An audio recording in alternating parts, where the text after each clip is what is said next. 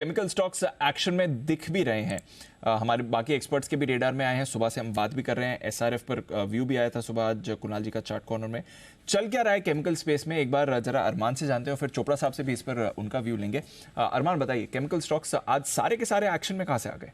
बिल्कुल, आज तो सारे एक्शन में है ही सही। उसी के साथ अगर आप 15-20 दिन पहले हमने सबसे पहले बताया भी था कि सारे केमिकल स्पेस भाग रहे हैं, तो यहाँ पर आपको फोकस रखना है।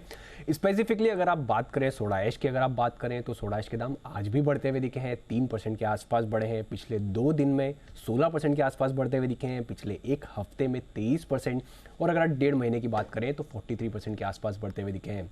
अब इस बार अगर आप समझें कि अगर ये रीज़न क्या है, क्यों ये बढ़ रहे हैं, क्योंकि अगर आप देखें तो चीन में जो सोडा ऐश की यहाँ पर आप इन्वेंट्री है वो काफ़ी कंपेरेटिवली कम है। अब इन्वेंट्री कम है तो रीज़न 2 हो सकते हैं। एक तो जो प्रोडक्शन हो रहा है वो कंपेरेटिवली काफ़ी कम हो रहा है। अब अगर प्रोडक्शन कम है तो मतलब सप्लाई कम हो रही है, पर दूसरी साइड अगर आप देखें तो डिमांड जो है वो स्टेडी है। तो अब अगर प्रोडक्शन कम है, सप्लाई कम है और डिमांड जो है वो स्टेबल है, तो भाव जो है वो बढ़ेंगे और जिस लेवल पर अभी है वहाँ पर ही रहने का अनुमान है। उसी के साथ साथ जो अभी इन्वेंट्री है, डेटा ये बता रहा है कि जिस लेवल पर अभी सोडा ऐश की इन्वेंट्री है वो ऑल टाइम लोएस्ट लेवल पर वहाँ पर ये चल रही है। और अगर आप सोडा ऐश का यूज़ देखेंगे तो ग्लास बॉटल्स बनाने में काफ़ी इनका उपयोग होता है। इसलिए जो फ्लैट ग्लासेस की बात करें या फिर पीवी ग्लासेस की बात करें, उसकी डिमांड में अगर आप देखें तो लगभग पीवी ग्लासेस की स्पेसिफिकली 25% के आसपास की बढ़ोतरी होती हुई दिखी है। तो जो एंड प्रोडक्ट है वहाँ पर यूज़ बढ़ रहा है, डिमांड स्टेबल है, और जो सप्लाई है जिसके लिए आपको रॉ मटेरियल जो अगर आपका सोडा ऐश जो चाहिए, सप्लाई में अगर कमी है तो इस कारण आपको दिख रहा है सोडा ऐश के भाव में लगातार जो है अच्छी खासी तेजी आ रही है। और क्योंकि सप्लाई कम है और डिमांड कंपैरेटिवली सस्टेन रहने का अनुमान है, तो ये जो प्राइस है वो सस्टेन रहने का भी अनुमान है। तो ये है आपके लिए केमिकल स्टॉक्स।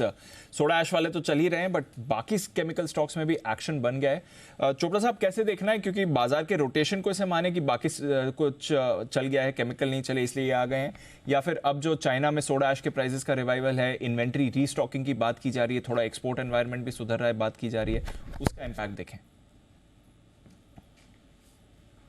समय लूंगा इसमें।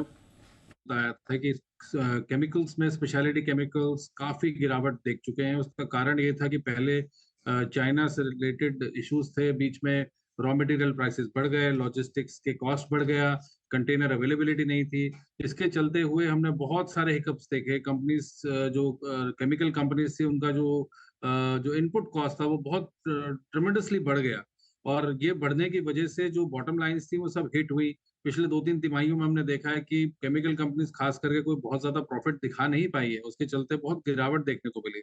मगर अब थोड़ा सा स्टेबलाइजेशन आ रहा है और सप्लाई ग्लिचेस भी दूर हो रही हैं।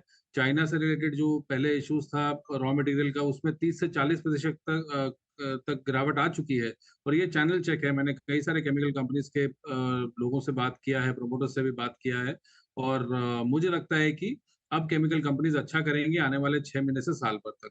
और इसी के चलते अगर आपको याद हो, पिछले वीक ही मैंने सुमिटोमो केमिकल रिकमेंड किया था करीब 400 पे, जो अभी 430 पे है। मुझे लगता है कि ये स्टॉक कंफर्टेबली 500 तक जा सकता है, और अगर आप अलाउ करें तो मैं 2-3 केमिकल स्टॉक्स और आज रिकमेंड करना चाहूँगा। आपके लिए सारे के सारे केमिकल स्टॉक्स जहां पर आपको रखती है नजर।